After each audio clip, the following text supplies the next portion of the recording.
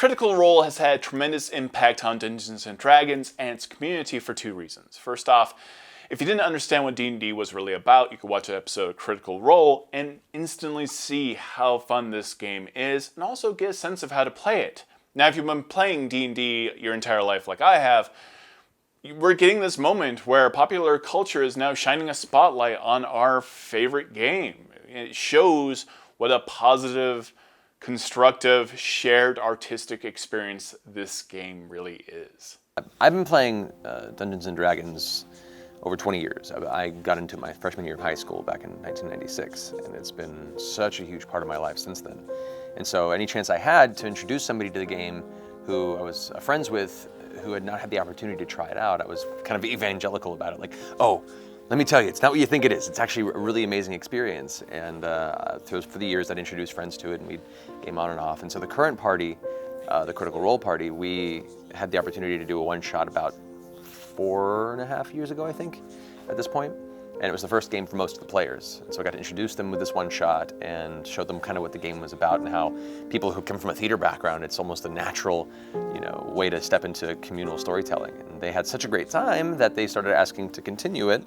What was supposed to be a one shot, then eventually became a campaign. And then after playing that privately for 2.5 years, we had the opportunity, at the request of Felicia Day, to move our game onto the stream. And we were like, I don't know, it's kind of a personal thing, and whenever you put something personal on the internet, it usually ends up on fire.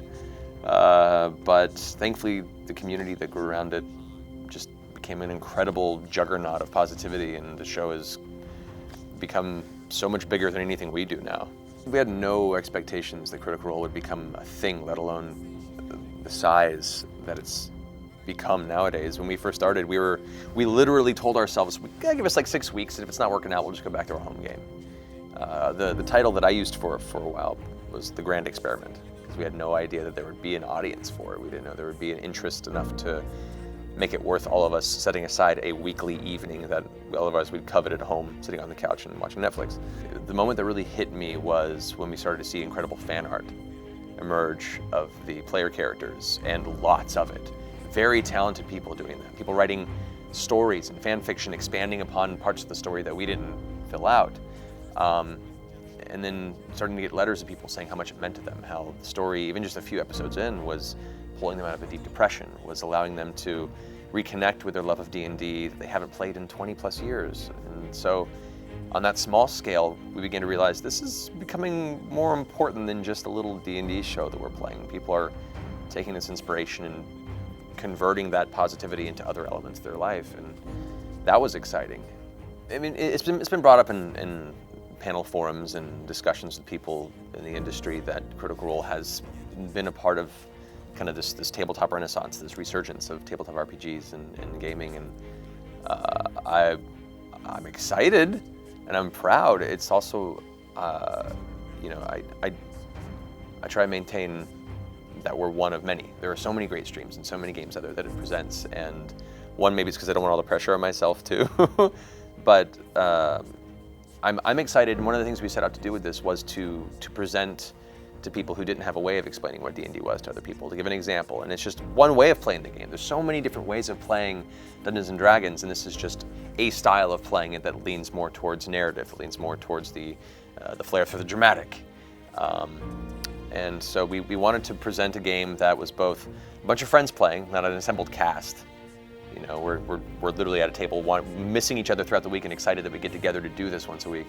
But we also get to show people, what it means to let yourself go in the moment and really dive into a character at the table with your friends and create this narrative. And that, combined with trying to dispel the myth that dungeon mastering is too difficult and nobody should try it, that was one of my big things I set out to do with this show, was to try and reach out to people who had always thought, maybe I should try it, or we're all players but we can't find a DM. I'm like, you can do it. It's not that hard. And I've been so excited to see all these people of all ages pick up the mantle of the Dungeon Master and then send us pictures of their home games, their families playing together. And when I say it's become more important than just our D&D game, I really think it has. It's become a trigger point for a lot of people to then go off and create their own narrative. There isn't a lot of media out there that inspires and lifts the consumer or the viewer to do the same. But role-playing games do that. You can literally watch an episode and go, that's cool, I want to go do that.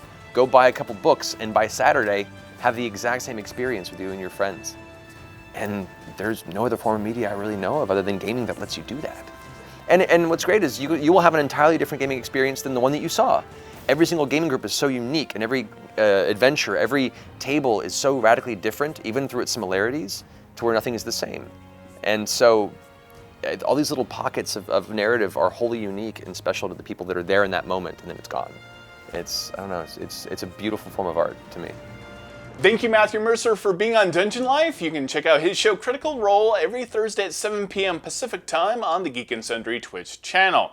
This show is Dungeon Life. It's a brand new show entirely about Dungeons & Dragons, where we interview the creators of D&D. Community spotlights. We have tips and tricks. We have a lot of other content coming as well. And this is all made possible through viewers like you, our subscribers, and also the people who support us on Patreon. Patreon allows us to keep making these rather expensive videos and also reach some of our stretch goals in terms of quality, create more videos, and also have live streams on Twitch, things like that. And in exchange, we give early access to our videos to our supporters. We have behind the scenes footage and a lot of other content coming up. This actually really helps us make the show because we can show videos to our audiences before we publish them out to everybody and get an idea of maybe some edits we should make or some directions we should change in terms of where our videos are going. So it's a really helpful tool for us. We could not make this show without the tremendous support of the D&D community. You guys have been overwhelmingly positive and helpful in the comments. We could not do this show without you. Thank you so much for watching.